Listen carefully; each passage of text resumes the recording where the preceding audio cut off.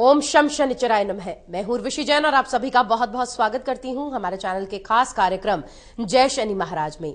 जी हां दोस्तों, शनिवार का दिन बेहद खास रहता है हमारे लिए भी और आप सबके लिए भी, क्योंकि आप इस लाइव कार्यक्रम के माध्यम से जुड़ते हैं उनके साथ जो आज किसी पहचान के मोहताज नहीं है।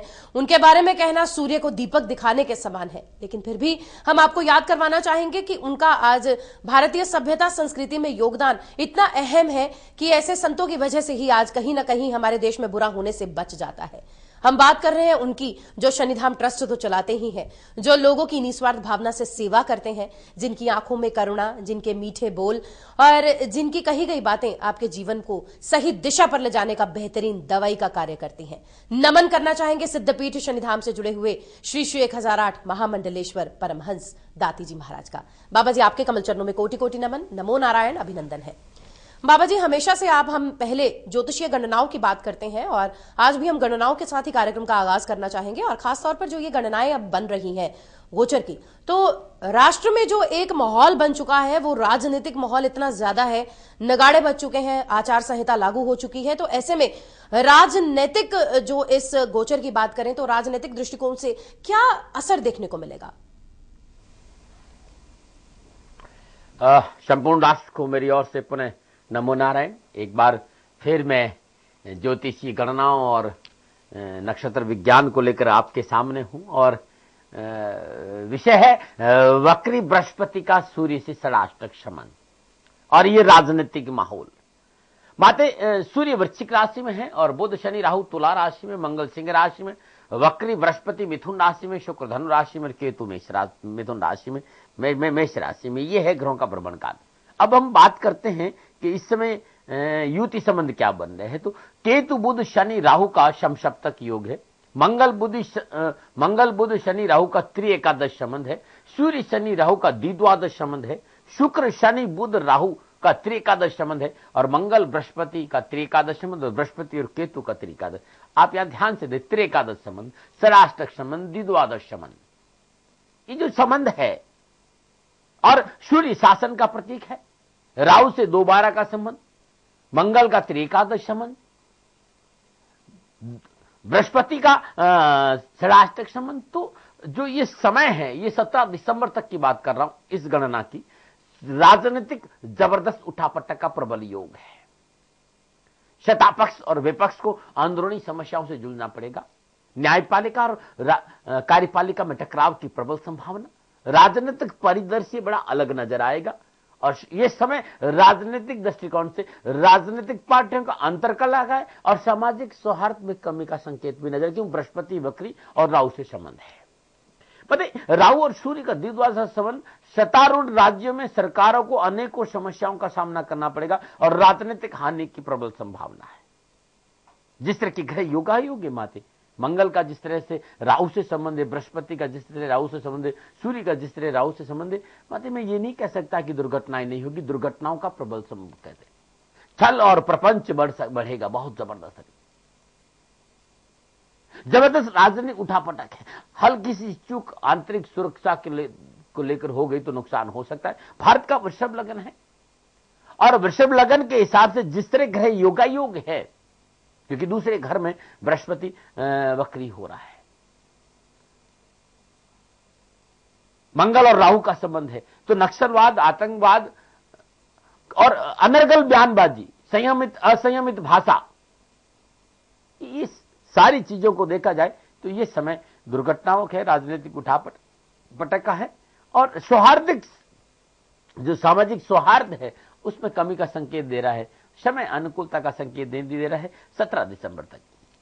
माते मेरी प्रार्थना है हाथ जोड़कर, मैदानी ज्योतिष के आधार पर यह ग्रह नक्षत्र गणना का फलित है। जरूरी नहीं कि जो मैं कह रहा हूं ये 100% सही है, मेरा शोध है। मैं जन कल्याण की भावना से राष्ट्र के सामने प्रस्तुत करता हूं, संभव है राष्ट्र के लिए कहीं काम आ जाए, लेकिन मैं दावे नहीं कर रहा हूं। मैं कह रहा हूं कि उसे आप मान, ऐसा मैं कभी नहीं कहता। आपको पूरा अधिकार है सेकंड ओपिनियन, 100% भविष्यवाणी प्रजापिता ब्रह्मा का। मेरी छोटी सी बुद्धि, मैं छोटा सा प्राणी, छोटा सा जीव, एक संसारी जीव हूं, मैं क्या भविष्यवाणी, लेकिन मेरा एक शौक है। पिछले 40 वर्षों से मैं गणनाएं देखता हूं कि जब इन ग्रहों का इस ग्रह से संबंध होगा तो क्या होगा, ये क्योंकि हर मनुष्य का कर्म क्षेत्र होता है। मेरा ये कर्म क्षेत्र गणनाओं के आसपास रहने का, और गणना ये संकेत दे रही कि सावधानी तो बरतनी पड़ेगी, वाणी में संयम रखना पड़ेगा और राष्ट्रहित के बारे में सोचना पड़ेगा।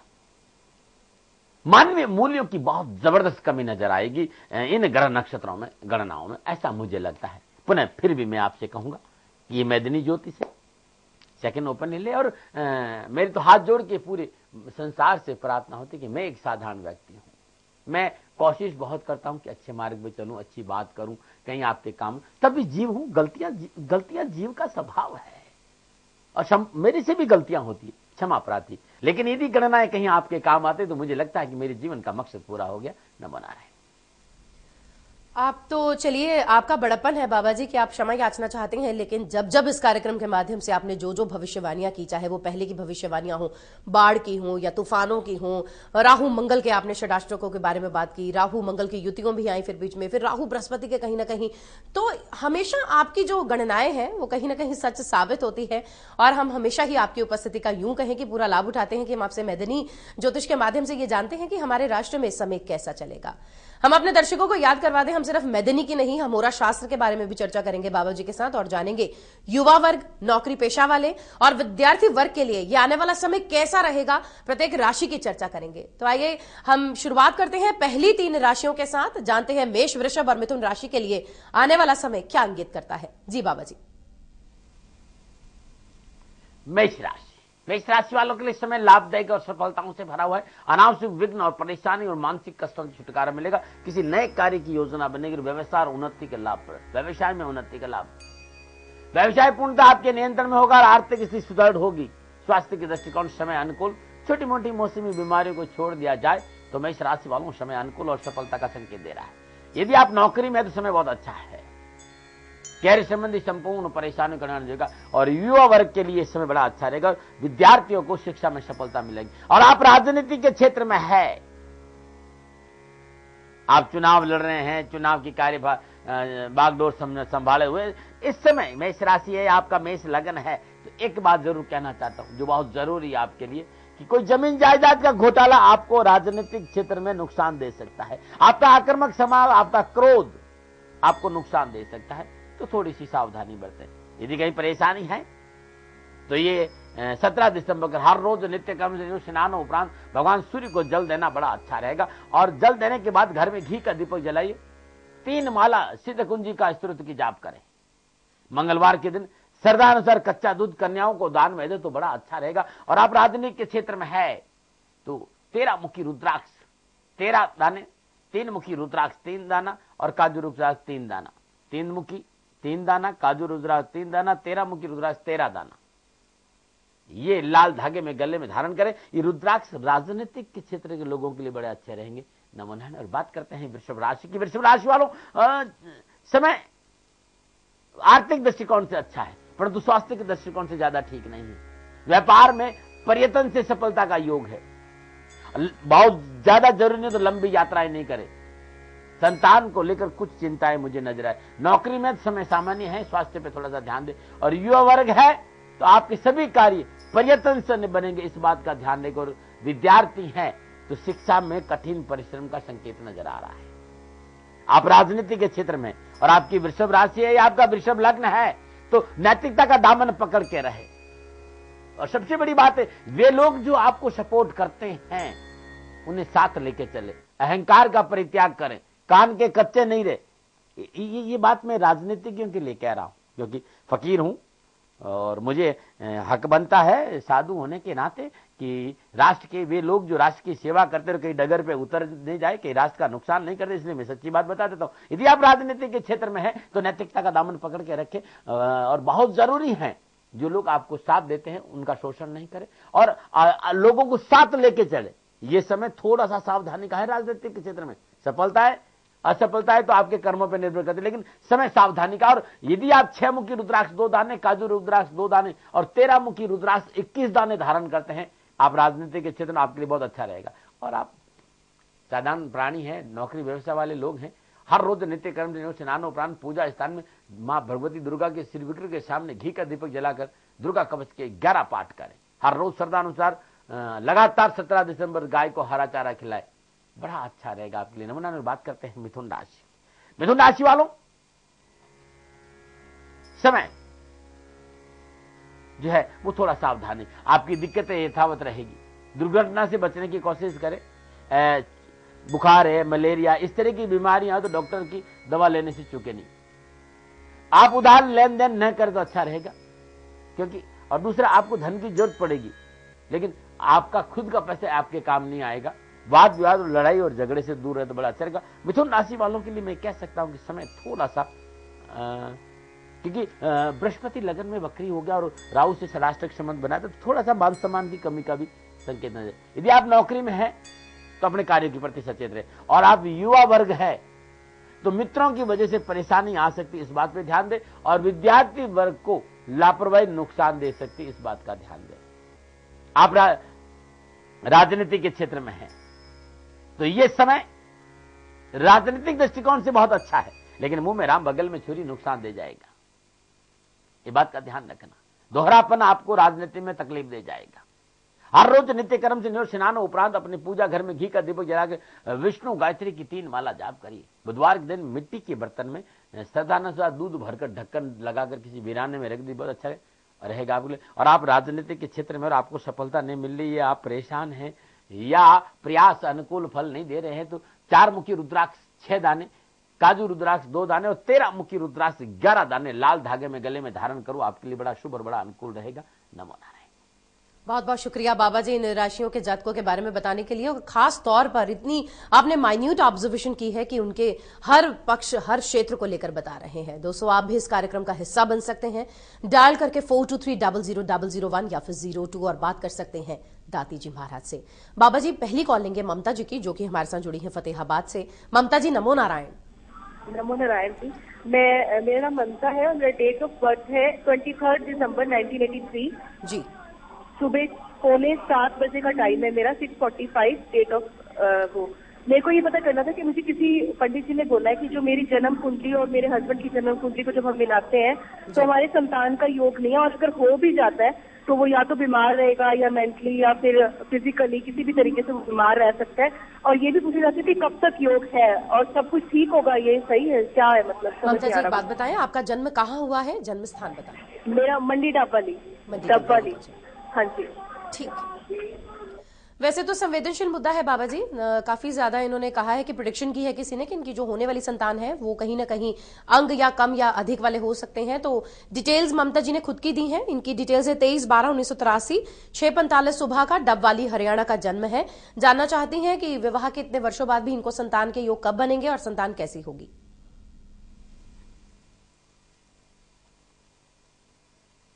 डबवाली हरियाणा, जिस तरह की घरे योगायोग है, बड़ा मतलब बड़ा क्योंकि मैं ध्यान सुनता बड़े ध्यान से हूं, और जब ध्यान से सुनता हूं तो नक्षत्रों की गणना आप अच्छी तरह जानते हैं कि मैं करने में कोशिश पूरी करता हूं। गणनाएं जिस तरह की है और गणना जो संकेत दे रही है, मैं इतना कह सकता हूं कि आपको भ्रम में नहीं पड़ना चाहिए, क्योंकि शनि और शुक्र आपके तुला राशि के 12वें घर में बैठे हैं। बृहस्पति, सूर्य और बुध आपके धनु राशि में दूसरे घर में बैठे, और पंचम घर का मालिक बृहस्पति है। मंगल आपका 11वें घर में विराजमान है, राहु आपके 7वें घर में, और कर्क का चंद्रमा है। मैं इससे सहमत नहीं, बिल्कुल नहीं। शुक्र की दशा है, और शुक्र में इस समय मैं गलत नहीं हूं तो राहु है, और ये दशा 2017 तक है, या पहले शुक्र में मंगल आएगा जो सितंबर 2014 तक रहेगा, और उसके बाद राहु आएगा। और ये समय मतलब 2014 जुलाई से संतान का योग भी है। कहीं आपको भयभीत होने की जरूरत नहीं है, लेकिन ध्यान एक बात मैं जरूर कहना चाहूंगा जो बहुत जरूरी है। एक बार मेडिकल चेकअप जरूर कर लेना कि ब्लड को लेकर या कंसीव को लेकर थोड़ा सा तकलीफ आ सकती। बाकी जन्म कुंडली बड़ा सुंदर संकेत दे रही है, आपको भयभीत होने की जरूरत नहीं है। दशाएं भी ठीक है, गणनाएं या लग्न भी ठीक है, नवमांश भी अच्छा लग रहा है मुझे। तो मुझे मेरे हिसाब से, मेरे इतने वर्षों के अनुभव से मैं आपसे कह सकता हूं कि भयभीत होने की जरूरत नहीं। तभी आप अपने घर में चौमों का घी का दीपक जलाई, और हर रोज प्रातःकाल 4 से 6 बजे के बीच में और रात्रि 8 से 10 बजे के बीच में पति और पत्नी दोनों बैठकर सिद्ध कुंजिका स्त्रोत 11 पाठ कर लिए। पाठ करने के उपरांत किसी गरीब को भोजन कराना, ये 2015 मार्च तक कर लेना, संपूर्ण मनोकामनाओं की पूर्ति होगी। संतान का युग 2014 जुलाई के आसपास शुरू हो रहा है और अभी भी समय बड़ा शुभ है, आपको कहीं भयभीत होने की जरूरत नहीं। मैं इस बात से सहमत नहीं हूं, लेकिन मैं प्रजापिता ब्रह्मा भी नहीं हूं, लेकिन जन्म कुंडली और नक्षत्रों की गणनाओं के हिसाब से कहना चाहता हूं कि किसी भी दृष्टिकोण से मुझे ये नहीं लगता है कि आपकी संतान को कोई प्रॉब्लम होगी। बहुत बहुत शुक्रिया बाबा जी इनकी कुंडली का अवलोकन करने के लिए। अगली कॉल लेंगे करण जी की, जो कि चंडीगढ़ से जुड़े हैं। करण जी, नमो नारायण। नमस्कार जी। अभिनंदन है जी मेरा डेट ऑफ बर्थ है 11 जनवरी जी 1988 जी, और मेरा जी जन्म का टाइम है 11:34 सुबह का जी। शिमला मेरा जन्म स्थान है, हिमाचल प्रदेश। जी मैं जानना चाहता हूँ, मैं आईएएस की तैयारी कर रहा हूँ, आईएएस ऑफिसर कब तक बनूंगा और मेरे को क्या क्या करना चाहिए मेरी जिंदगी में सब कुछ अच्छा रहे। बहुत अच्छी पॉजिटिव एटीट्यूड है। आईएएस ऑफिसर कब तक बनूंगा, चलिए ये आपका विश्वास है कि आप आईएएस जरूर बनेंगे। बाबा जी डिटेल्स दे रहे हैं हम करण जी की, चंडीगढ़ से कॉलर। 11/1/1988 बॉर्न है, सुबह 11:34 का जन्म है, शिमला हिमाचल प्रदेश का जन्म है। आईएएस के लिए प्रिपरेशन कर रहे हैं और ये जानना चाहते हैं कि इनके योग कब फलीभूत होंगे, कि जब ये इंडियन एडमिनिस्ट्रेटिव सर्विसेज में जो है सर्विस कर रहे होंगे। मीन लग्न है, बृहस्पति और राहु लग्न में विराजमान है, शनि और सूर्य 10वें स्थान में है, बुध इनका मकर राशि का 11वें घर में और चंद्रमा और केतु इनका 7वें घर में है। मंगल इनका 9वें स्थान में और राहु की दशा और राहु में इस समय जो अंतर है वो है शुक्र का 7 जनवरी 2016 तक रहेगा। कठिन प्रशासनिक अफसर की जन्म कुंडली है, इसमें कोई शक नहीं। एक अच्छे प्रशासनिक अफसर की, एक अच्छे न्यायाधीश की जन्म कुंडली, एक अच्छे वक्ता की जन्म कुंडली, एक अच्छे टेक्निकल आदमी की जन्म कुंडली, एक अच्छे मैनेजमेंट की जन्म कुंडली, बहुत सुंदर जन्म कुंडली है, इसमें कहीं शक नहीं। लेकिन राहु में शुक्र सफलताओं में परेशानी देता है। दूसरा, चंद्र और केतु फिकल माइंड बना, मतलब कि जो विचार इस समय वो हमेशा स्थिर नहीं रह पाते, विचारों को स्थिर करना जरूरी है।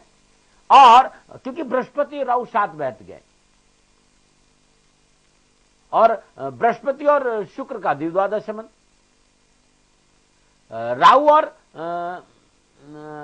सूर्य का चतुर्दश संबंध, तो थोड़ा सा कठिन परिश्रम के बाद ये योग नजर आ रहा है। और 2016 का समय, 2016 के बाद समय थोड़ा ठीक है। लेकिन मैं जरूर कहूंगा कि आप पढ़ाई पे ध्यान दें, जो भी अच्छी सरकारी नौकरी मिलती है उसमें आप प्रवेश कर जाएं, क्योंकि नौकरी के हिसाब से समय बड़ा अनुकूल है। बहुत सुंदर जन्म कुंडली, कैरियर के हिसाब से जन्म कुंडली में कहीं प्रॉब्लम नहीं, प्रशासनिक जन्म कुंडली है। दशाएं अभी 2016 तक साथ नहीं दे रही, तो आप राहु का उपाय करें, ओम भ्राम भ्रीम भ्राम श राहुवे नमः, और इसके साथ साथ आप बृहस्पति का भी उपाय करें। बृहस्पति के लिए ओम ग्राम ग्रीम ग्राम श गुरुवे नमः, बृहस्पति राहु के बीच मंत्र का जाप करें, बहुत अच्छा रहेगा। और अर्गला स्त्रोत को जीवन का हिस्सा बना दे, हर रोज 11 पाठ अर्गला स्त्रोत सुबह 4 से 6 बजे के बीच में, रात्रि 10 से 12 बजे के बीच में जाप करना बड़ा अच्छा रहेगा। 12 मुखी रुद्राक्ष 11 दाना लाल दांगे में गले में धारण करना बड़ा शुभ रहेगा आपके लिए। नमो नारायण।